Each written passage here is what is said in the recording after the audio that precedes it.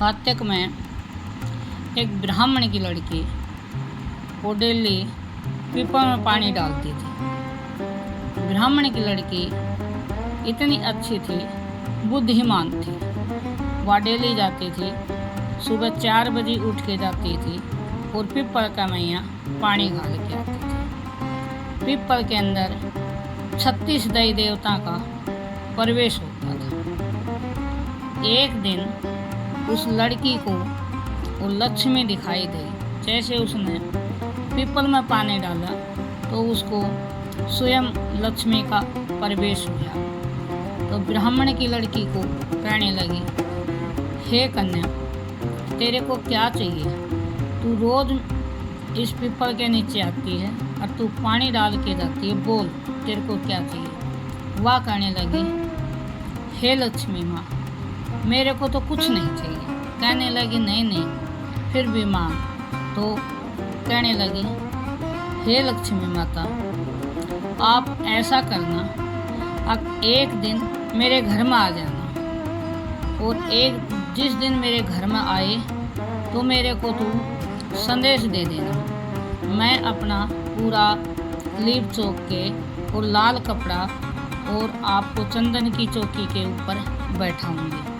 अब उसने सोची, लक्ष्मी माता ने, अब ब्राह्मण की लड़की है, बहुत गुणेली है, बहुत गुण है।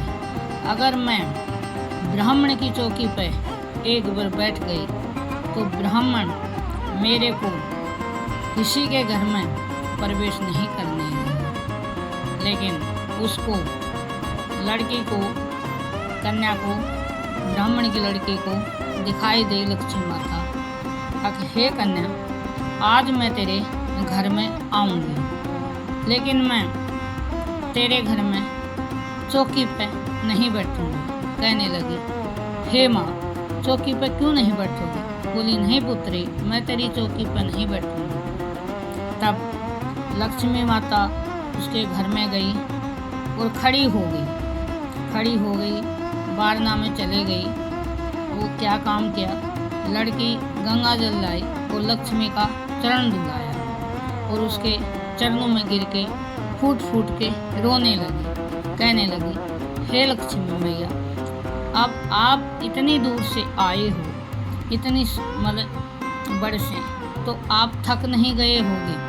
आपको चौकी पे बैठना पड़ेगा।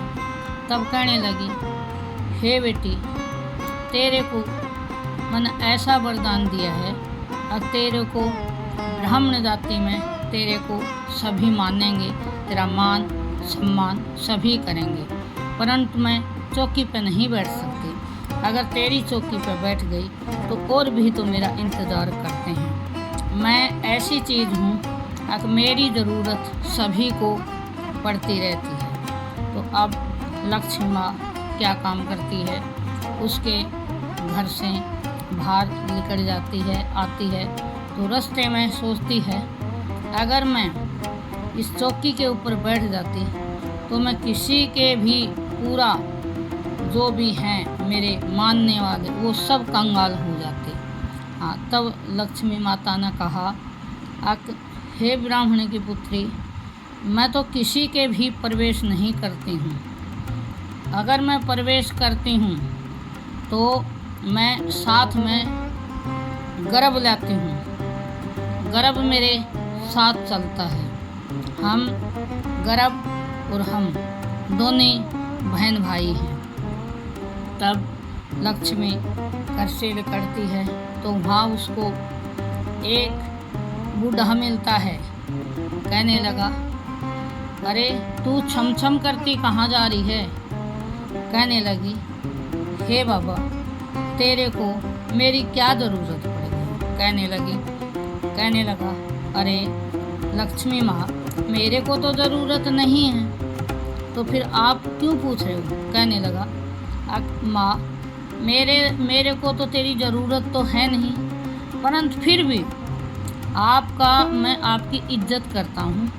आप मेरे घर में चलो, मेरे बेटे हैं, पोते हैं, मेरी बहू हैं, वो सब हैं। बोले, अच्छा? बोले, हाँ।